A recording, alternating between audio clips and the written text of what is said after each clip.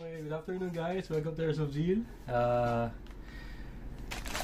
So, bago ako magsimula, gusto ko munang i-congratulate ang Team MTAC. Okay, so para sa hindi nakakaalam, si MTAC ay isang team sa practical shooting. Okay, so kasali sila sa Action Air Cup 2024 naganap nung February 10. Medyo matagal na. Okay? February 10. Ito ay level 3 sanctioned match, Handgun World Shoot Qualifier. Take note. Qualifier match. Okay? So, ito yung details. Sasabihin ko lang ginanap to sa Amesola Spring Valley Resort dyan sa Del Rosario, Naga City. Okay? So, kung bakit ko siya kinakongratulate, si Sir Ems, dahil nag-champion siya. Okay? So, si Sir Ems ay nag-champion sa Open Senior at saka ang anak niya, si Tyler, sa Super Junior ng Production Optic. Okay, so Sir Ems, congratulations sa'yo. Masaya ako at alam mo yon, nag-e-enjoy ka na, may na-achieve ka pa. Alam mo yon, syempre lalo na yung buong Team MTAC. Alam ko very proud sa'yo sila. Very proud sila sa'yo. Okay, nabubulol ako. Okay, so ayun lang. Congratulate ko lang kayo and hope to see you soon. Okay, Sir Ems? Magre-ready lang ako. Alright, so ayun na nga, balik tayo dito sa unit. Ito ay yung WM92 Beretta na silver with fully automatic.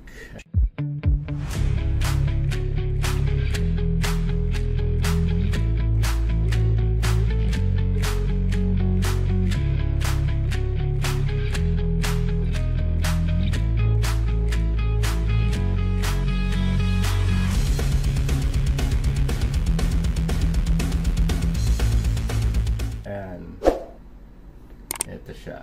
So, pakita ka lang. Ayan. Okay, so ang Beretta ay double action. Okay? So, release ko lang yung magazine. Ano ba ang meaning ng double action? Okay?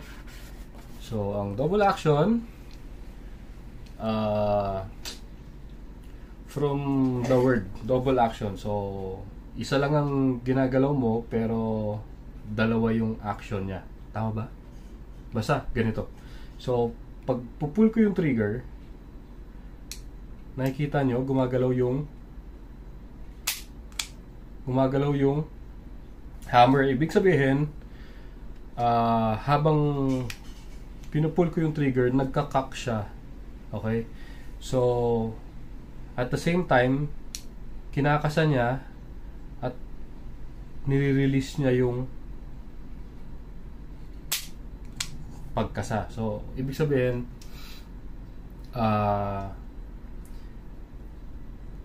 parang ano bang tamang term dito? Basta dalawa yung nangyayari sa pag-pull mo ng trigger. Kinakasa mo, nagkakak siya, tapos nire-release mo yung trigger. Unlike sa single action, kakasa mo muna, ayan o. Single action tsaka double action to, okay? So, yung double action, nagkakak na siya habang nire-release mo yung trigger, di ba? Pinuputok mo. So, ang single action, kita nyo yun? Pagkababa ko ng hammer, lumalapit na siya, di ba? Medyo lumalapit yung trigger. So, ang single action, yun yung pag-release mo ng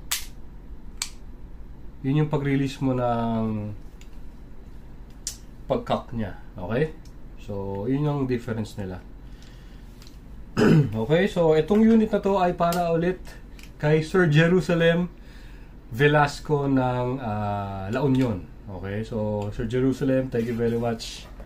Wala pa atang isang linggo, kumuha ka ulit. So, ay tawag dito, sigurado ako nag-enjoy ka. Okay? Sigurado yan, nag-enjoy ka sa unit mo at napabili ka ulit na isa. So, kasama sa mga kinuha ni Sir ngayon, bukod sa unit, okay, so ito yung unit. So, bukod sa unit, kumuha siya ng Raptor case. Raptor case, BB loader, BBs, silicone lube, and syempre green gas. Alright, kompleto. So maganda yung ganun na pag may pistol kayo, kuha na rin kayo nung set para, kasi in the future gagamitin nyo yun eh. So kung iniisip nyo na gas at bala lang ang kailangan nyo, in time gagamitin nyo rin yung silicone lube. Syempre i-maintain nyo unit nyo, may mga o-rings yan. Okay, so mga kailangan kayong i-maintain, i-lubricate. Tapos syempre yung Raptor case para mas ma-protectionan yung unit. So ito na nga, pakita ko lang. Ayan, si WM92 Beretta. Ganda na itong unit na to. Ito yung kasi ang dami rin nagtatanong eh. So itong unit na to is fully automatic, full metal. Okay, ayan, metal yan, metal rin to, hanggang dito metal. So ayan, metal yan. Okay, so yung iba hindi siya full metal. Okay, so pagdating dito sa part na to, hindi na siya metal, yung mga ibang high kappa. Okay, and syempre yung Glock. So wag na natin patagalin, syempre testingin na natin. Ayun. So newbies, ito yung magazine niya. Tapos ito yung BB loader natin. Mas maganda meron kayong BB loader para hindi na mano-mano yung paglalagay ng bala. So sa paglalagay ng bala, sa mga hindi nakakaalam, pupul nyo lang yan, bababa nyo lang yan.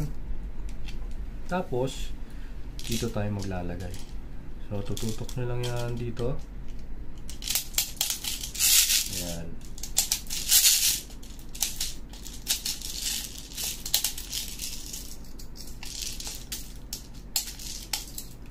Ayan. So may bala na siya, and as much as possible maganda yung alternate siyang ganyan para mas maganda yung feed sa chamber. Tapos lagay tayo ng gas.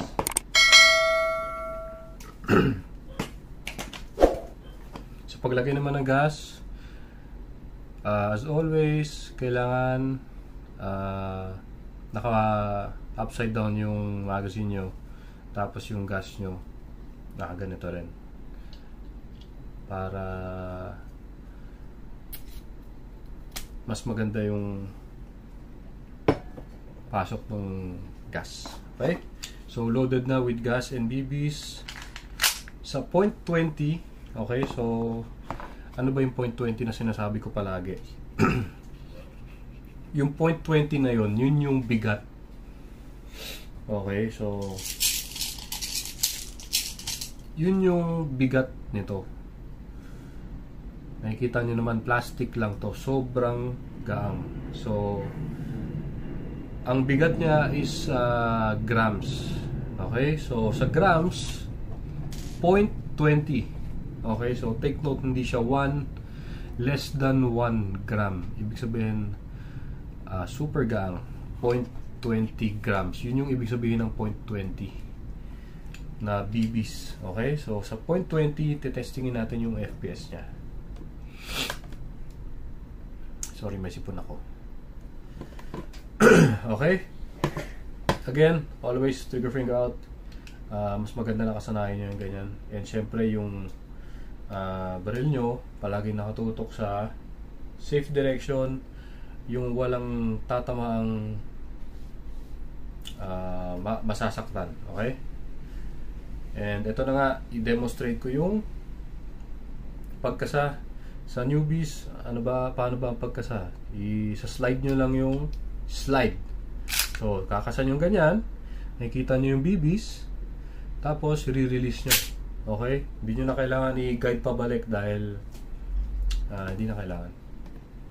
Okay, so ito ngayon, yung sa lever nya, yung selector nya, makikita nyo may tatlong options yan eh. So, isa na to.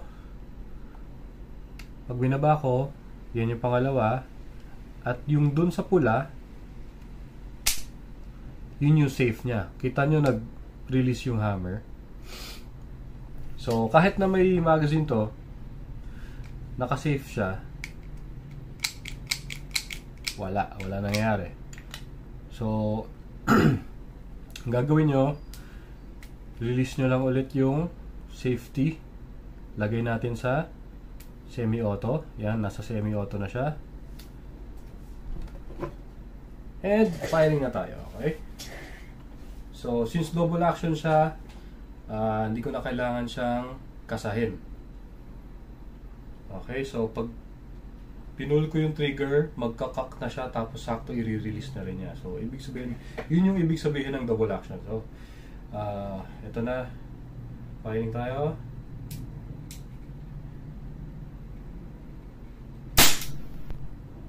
Ooh. 364.5.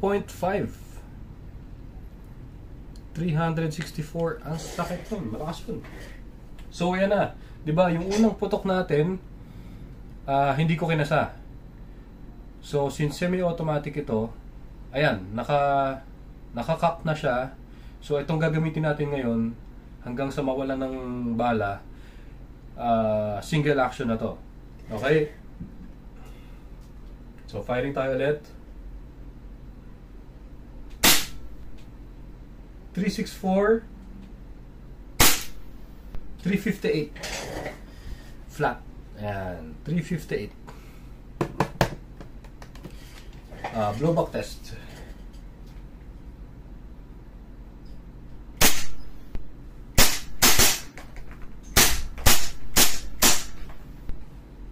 Sarap. Grabe, sarap. Lakas. Okay, so dito, yan, wala na siyang bala. Nag-lock yung slide niya. Okay? So, ano ba ang gagawin natin pag nag-lock yung slide? So, number 1, release nyo yung magazine. Ayan. Tapos, baba nyo yung baba nyo yung slide stop. Diba? Baba nyo yan. Then, hammer down nyo yan. I-rest nyo yung hammer. Okay? So, sa ganon, safe yung unit. Okay, so syempre yun ang number 1 priority natin, yung safety, dahil alam naman nating laruan lang to, pero syempre makakasakit to. Okay, so lalo na pag may mga bata kayong kasama at naiwan nyo yung unit nyo, mahirap na pag naiwan nyo ng nakakasa, o na mamaya may hindi nyo naitabi nyo nang nakasalpak yung magazine. Okay, so dito sa unit na to mahirap kasi double action to, hindi nyo na kailangan kasahin.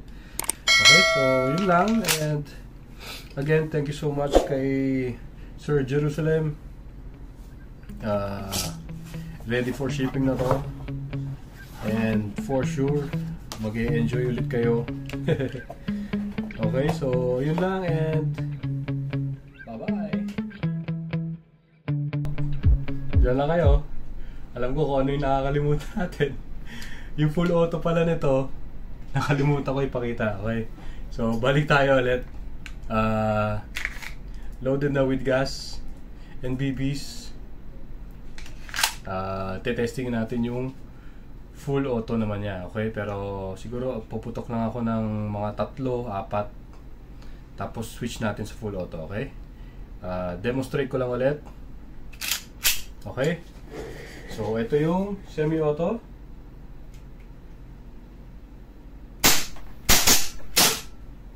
Wala nang gas. Nakakalimutan ko kanina. Sapa.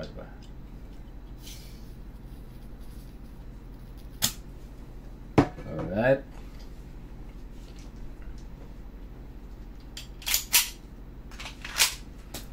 So, ito na nga.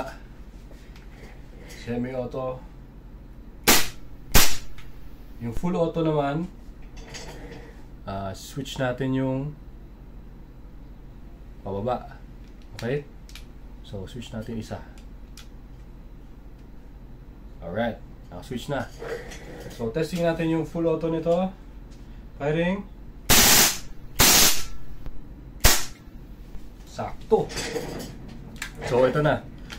Nag-lock na yung slide. Ibig sabihin, wala na siyang bala. Ayan. Unang gagawin, release mag. Baba nyo yung slide, then release nyo yung hammer. Okay, so hinabol ko lang ulit. Alam ko, nakalimutan ko yun. Okay, so yun lang, and thank you very much sa panonood. Enjoy!